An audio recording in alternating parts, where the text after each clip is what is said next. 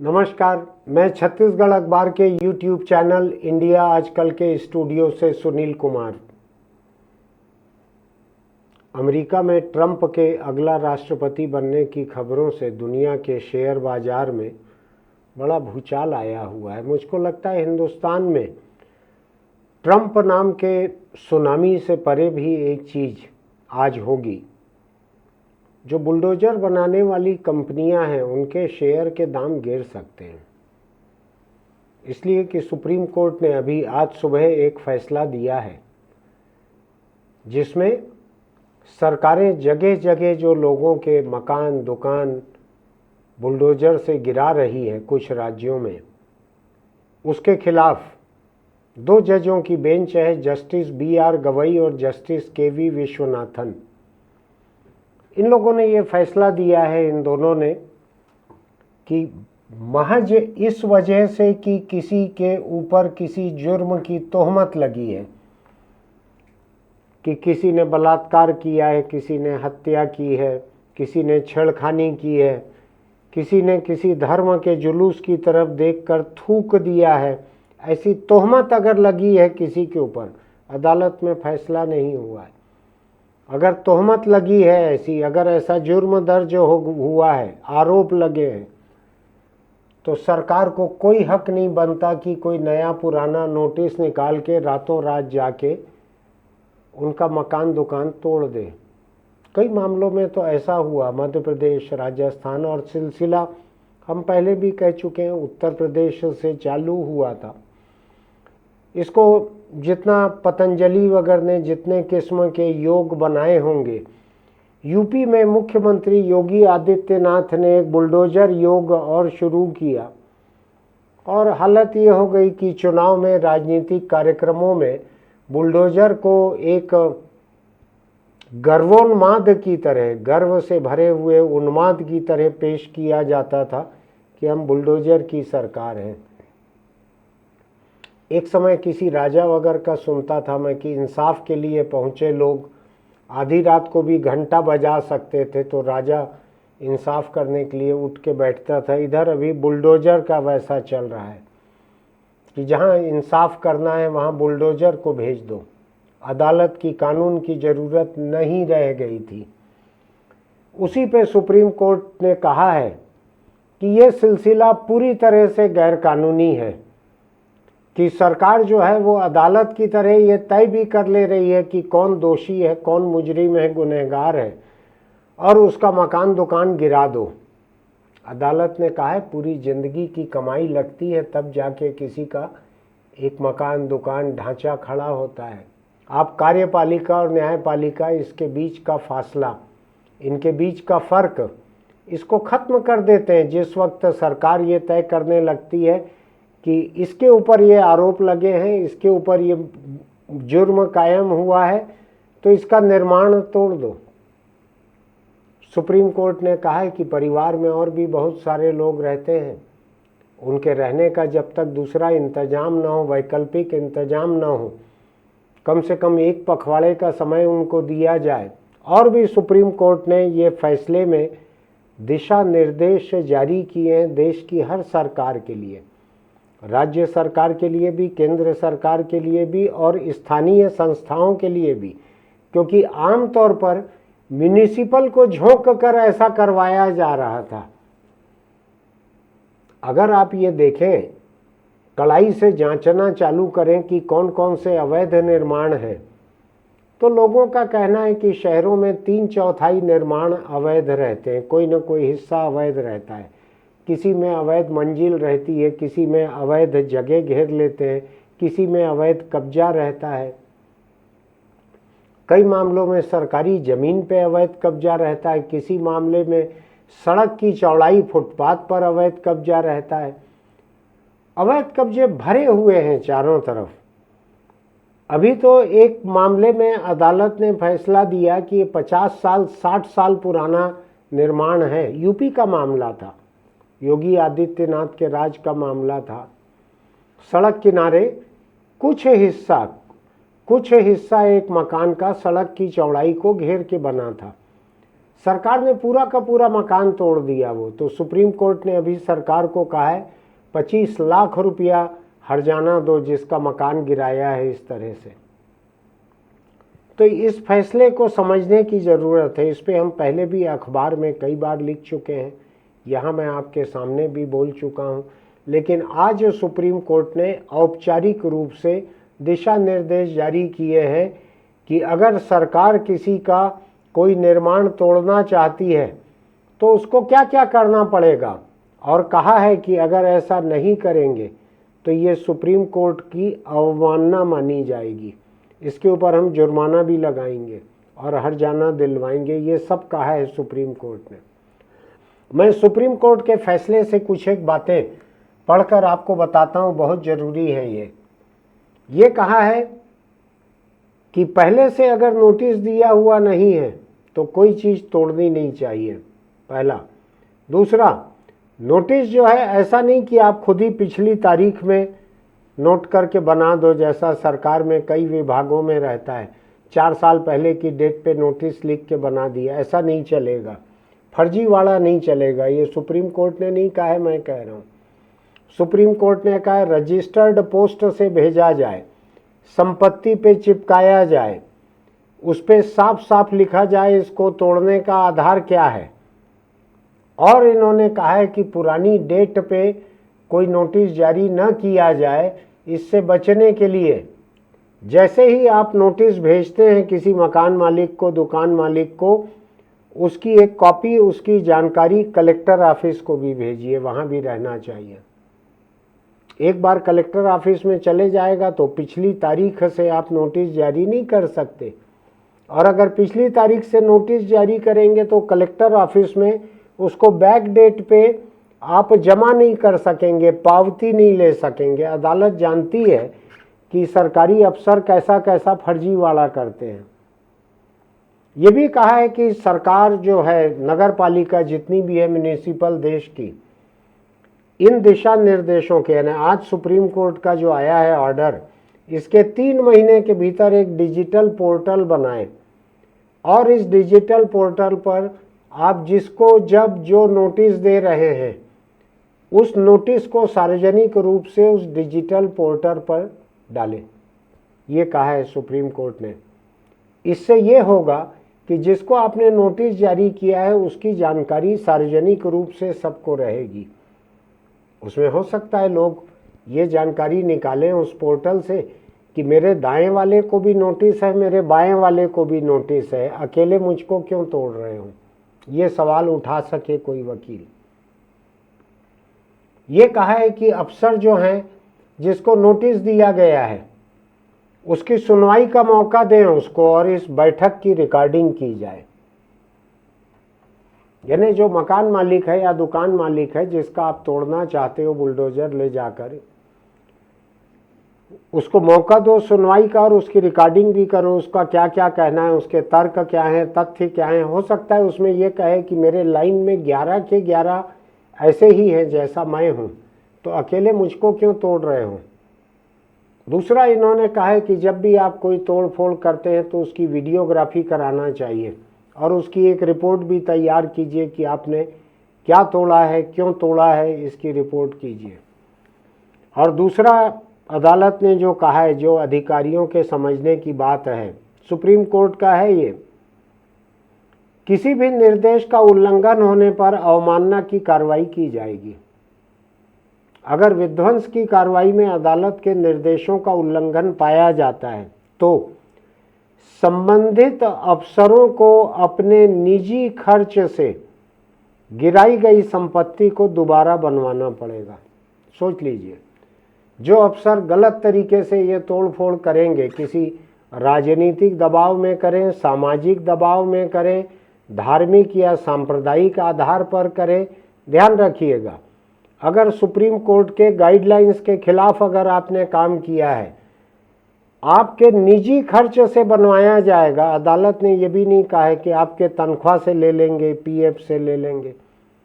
हो सकता है आपका खुद का मकान बेच के, नीलाम करके, कुर्क करके, और सुप्रीम कोर्ट के कहे मुताबिक जिसका आपने गलत तरीके से तोड़ा है उसको बनवाना पड़ेगा। मैंने इतना कड़ा कानून, इतना कड़ा फैसला अभी तक नहीं देखा है किसी दूसरे मामले में। छोटा नहीं है ये।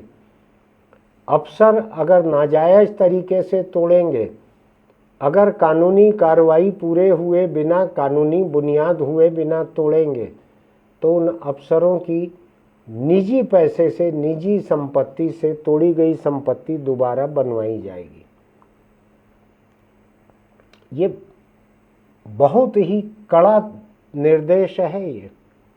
इसके बारे में सबको सोच लेना चाहिए। और मुझको लगता है जो उत्तर प्रदेश में अभी हुआ है, अभी तो सरकार को कहा गया है 25 लाख रुपया मुआवजा दो उसको दोबारा मकान बनाने के लिए, लेकिन अब अगर अफसरों को अपने निजी पैसे से ये देना पड़ेगा तो हो सकता है कि वो नेताओं का नाम भी लें कि किनके कहे हुए उन्होंने ऐसा किया है। सभी को सावधान रहना चाहिए। अदालत ने कहा है कि सरकार इस तरह की मनमानी नहीं कर सकती। मनमानी तोड़ देना, मनमानी सजा दे देना, सजा देने का काम कोर्ट का है। आपने उसको आरोपी बनाया है, उसको मुजरिम है या नहीं है, ये तय करना अदालत का काम है। आप तय नहीं कर सकते। दूसरा ये भी कहा है अदालत ने कि ये तोड़ने की सजा आप नहीं दे सकते। अगर आप उसको मुजरिम भी मान रहे हो तो जो भी सजा देना है वो अदालत देगी। अदालत किसी हत्यारे, बलात्कारी, उसके घर को तोड़ने की सजा नहीं देती, उसको जेल भेजती है, कैद देती है, उम्र कैद देती है, फांसी देती है। उसके घर को तोड़ने की सजा नहीं देती है अदालत। तो कुल मिलाकर अदालत ने ये साफ कर दिया है कि अवैध कब्जा, अवैध निर्माण अगर नहीं है तो आप ये नहीं कर सकते। पहली बात, अवैध निर्माण भी अगर है तो आपको ये साबित करना पड़ेगा कि इसी अवैध निर्माण को क्यों आप तोड़ रहे हो। उस दर्जे के हजारों और अवैध निर्माण हैं, उनको आप क्यों नहीं तोड़ रहे हो। ये सब साबित करना पड़ेगा अफसरों को, वरना उनकी जेब से ये निर्माण दोबारा बनेंगे। ये छोटा मामला नहीं है। ये उत्तर प्रदेश से चालू होकर मध्य प्रदेश, राजस्थान, ऐसी कई जगहों पर यही किया जा रहा था। अदालत ने साफ साफ कहा है कि लोकतंत्र में बुलडोजर इंसाफ की कोई जगह नहीं है। हम तो हमेशा से कहते आ रहे हैं, 6 साल से कह रहे हैं। सुप्रीम कोर्ट ने अभी कहा है, काफ़ी देर से कहा है।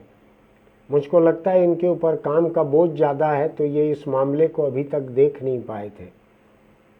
पिछले कुछ समय से, कुछ महीनों से ये खबरों में आ रहा था सुप्रीम कोर्ट का, लेकिन ये देख नहीं पाए थे। हम बरसों से लिख रहे हैं। जैसे ही यूपी में तोड़ना चालू हुआ, और ख़ासकर अल्पसंख्यक मुस्लिमों के मामलों में ये बड़े ज़ोर शोर से यूपी में, एमपी में बड़े ज़ोर शोर से चालू हुआ था। मुझको ध्यान नहीं पड़ रहा है धार्मिक आधार पर या बिना धार्मिक आधार पर। छत्तीसगढ़ में भूपेश बघेल की सरकार ने भी भिलाई में एक हाथ कोई ऐसा बुलडोजर से तोड़ा था जिसके ऊपर कोई तोहमत लगी थी, कोई जुर्म कायम हुआ था। इस मामले में चीफ जस्टिस डी.वाई. चंद्रचूड़, जो पिछले चीफ जस्टिस थे, उनकी अध्यक्षता वाली एक बेंच ने एक दूसरे मामले में, ऐसा ही मामला था, उसमें कहा था कि अगर ऐसे बुलडोजर जस्टिस की इजाज़त दी गई तो भारत के नागरिक के संपत्ति के अधिकार की संवैधानिक मान्यता खत्म हो जाएगी। आज संपत्ति का अधिकार है हर किसी का। आपकी, मेरी, जिसकी जो संपत्ति है उस पे हमारा हक है। अगर सरकार इस तरह से आके तोड़ देगी, कुल मिलाकर ये है, इसको समझने की ज़रूरत है कि बुलडोजर जस्टिस नाम का जो सिलसिला योगी के यूपी से चालू हुआ था, वो मोटे तौर पर धर्मांधता और सांप्रदायिकता में डूबे हुए जो लोग हैं उनके लिए एक लुभावना काम था।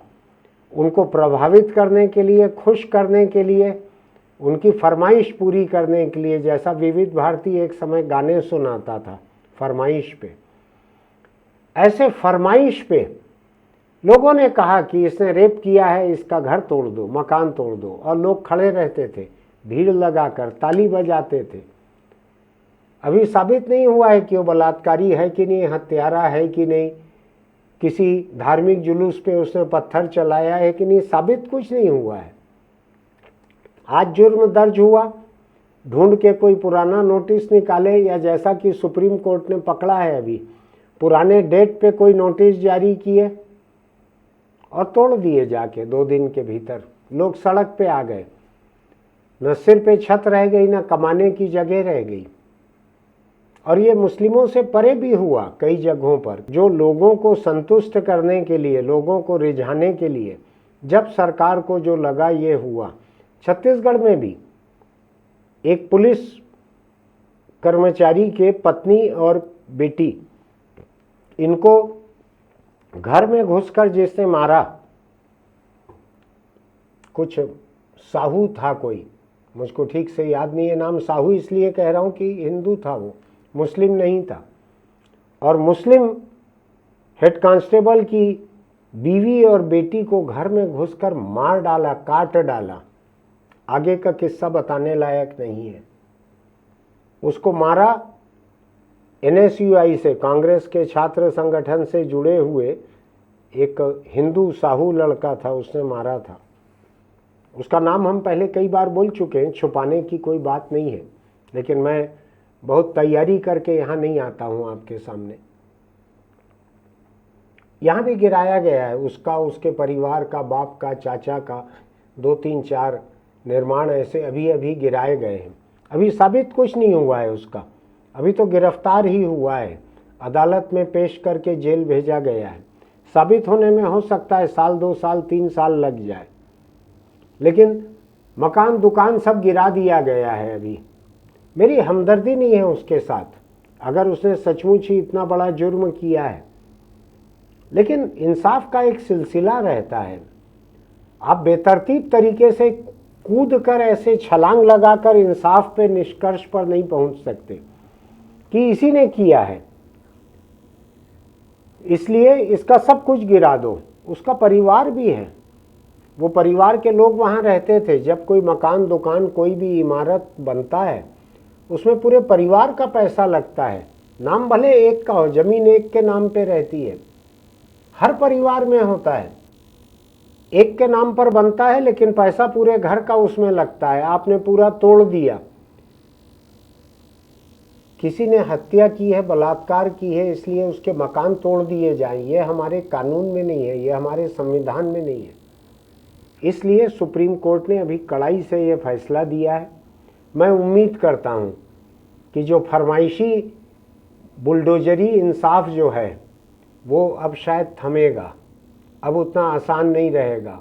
अब अफसरों को कागज भरना पड़ेगा, और जिस तरह से 3 महीने में एक वेब पोर्टल बनाकर उसमें डालना पड़ेगा, रिकॉर्डिंग करनी पड़ेगी, उसको अपना पक्ष रखने का मौका देना पड़ेगा, उसकी भी रिकॉर्डिंग करनी पड़ेगी, कलेक्टर को भी एक कॉपी भेजनी पड़ेगी। कुल मिलाकर सुप्रीम कोर्ट ने जो सरकारी गुंडागर्दी चल रही थी, सरकारी जुर्म चल रहा था कानून के नाम पर, उसको ख़त्म करने का काम किया है, शुरुआत की है। हालांकि हमको मालूम है कि सुप्रीम कोर्ट के बहुत सारे ऐसे फैसले रहते हैं जिनको कचरे की टोकरी में फेंक देते हैं लोग।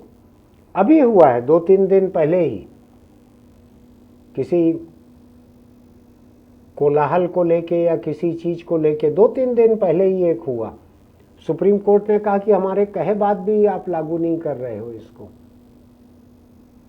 तो मैं उम्मीद करता हूं कि ये बुलडोजर वाला जो इंसाफ है, जिसमें तमाशबीन जनता जो है वो धार्मिक और सांप्रदायिक आधार पर धर्मांध होकर जिस तरह से बुलडोजर से तोड़ देना, तबाह कर देना, मिटा देना ये फरमाइश करती है और सरकार उसको पूरा करती है। कहा है अदालत ने, सुप्रीम कोर्ट ने कहा है, मैं फिर 2 लाइन पढ़ के बताता हूँ। ऐसा बुलडोजर न्याय न केवल कानून के शासन के खिलाफ है, बल्कि यह मौलिक अधिकारों का उल्लंघन करता है। मौलिक अधिकार समझते हैं ना, हिंदुस्तान के संविधान में सबसे अधिक वजनदार अगर कोई अधिकार है तो वो मौलिक अधिकार है, उनसे छेड़खानी नहीं की जा सकती। तो अदालत ने कहा है कि यह मौलिक अधिकारों का उल्लंघन है दूसरा, उन्होंने कहा है कि लोगों की संपत्तियां और उनके घरों को तोड़कर उनकी आवाज़ को नहीं दबाया जा सकता। एक व्यक्ति के पास जो सबसे बड़ी सुरक्षा होती है वह उसका घर ही है। अदालत ने कहा है कि अगर किसी विभाग या अधिकारी को मनमाने और गैर कानूनी व्यवहार की इजाज़त दी जाती है तो इस बात का खतरा है कि प्रतिशोध में बदला निकालने के लिए लोगों की संपत्तियों को ध्वस्त किया जा सकेगा। बहुत कुछ कहा है सुप्रीम कोर्ट ने। मुझको उम्मीद है कि हर राज्य सरकार के वकील सुप्रीम कोर्ट के इस आदेश को गंभीरता से पढ़ेंगे। हर म्यूनिसिपल कॉरपोरेशन के लोग, हर कलेक्टर इसको बारीकी से पढ़ेंगे। मैंने उसकी कुछ चुनिंदा बातें यहाँ पे कही है। अदालत का फैसला अधिक लंबा होगा। मैं उम्मीद करता हूँ कि लोकतंत्र की भावना के हिसाब से, इंसाफ की भावना के हिसाब से, देश के कानून और नागरिकों के मौलिक अधिकारों के हिसाब से ये जो दिशा निर्देश दिए गए हैं, इसके बाद इस देश से बुलडोजरी इंसाफ खत्म होगा। अभी जो किसी के स्वागत में बुलडोजर ले जाके उससे फूल बरसाए जा रहे थे नेताओं के ऊपर, जगह जगह हुआ है देश में। बुलडोजर जो कि ध्वस्त करने का एक प्रतीक रहता है, उससे फूल बरसाए जा रहे थे कि अब ये आ गए हैं, अब बुलडोजरी इंसाफ होगा, धड़ल्ले से चलेगा। सुप्रीम कोर्ट ने उस पर रोक लगा दी है। अफसरों ने न सुना हो, बीच में अगर उनका ध्यान इधर उधर हो गया हो तो बतला दूं। सुप्रीम कोर्ट के इन निर्देशों के खिलाफ जाकर अगर आप किसी का भी कोई निर्माण गिराते हैं तो आपके निजी पैसों से, यानी आपका पीएफ, आपकी सैलरी, आपका खुद का मकान, आपकी ज़मीन, उनको सबको बेच के भी सुप्रीम कोर्ट दोबारा बनवाएगी आपके पैसे से। वहाँ पे इसका ध्यान रखें सब लोग।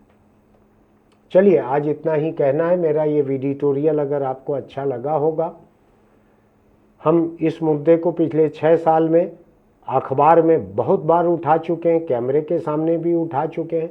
अदालत ने अभी इसके बारे में पिछले 1 महीने में 1-2 बार टिप्पणी की है, 2 महीने में। आज उन्होंने एक ठोस दिशा निर्देश जारी किया है। हमको अच्छा लगता कि ये 4 साल पहले आता ये, लेकिन ठीक है, सुप्रीम कोर्ट के जजों को बहुत सारे काम रहते हैं, उन्होंने आज ठीक समझा है इसको।